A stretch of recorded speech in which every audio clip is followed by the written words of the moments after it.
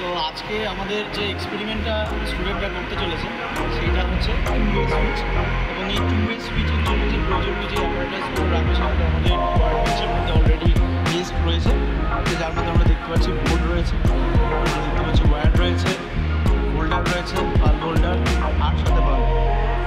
আর এই অ্যাপারেটাসগুলোর মাধ্যমে এই টু-ওয়ে সুইচের কানেকশনটা এখানে স্টুডেন্টরা করবে।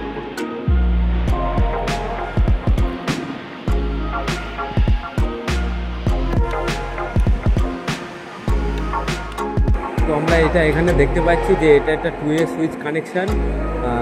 যেমনভাবে আমরা সুইচ কানেকশান করি সিরিজে, ঠিক তেমনই এর প্রসিডিওরটা থাকবে।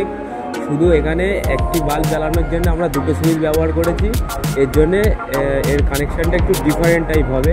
এর জন্য আমরা দুটো টু-ওয়ে সুইচ নেব, এর মধ্যে আমরা দুটো ক্রস সেকশান মানে কানেকশান করব, করে মিডিলের পয়েন্টগুলো আমরা লাইটের ফেস দেব, এবং বোর্ডের থেকে যে ফেসটা আমরা পাচ্ছি বা মেন লাইন থেকে যে ফেসটা পাচ্ছি সেটা আরেকটি সুইচের মিডিলে দেব।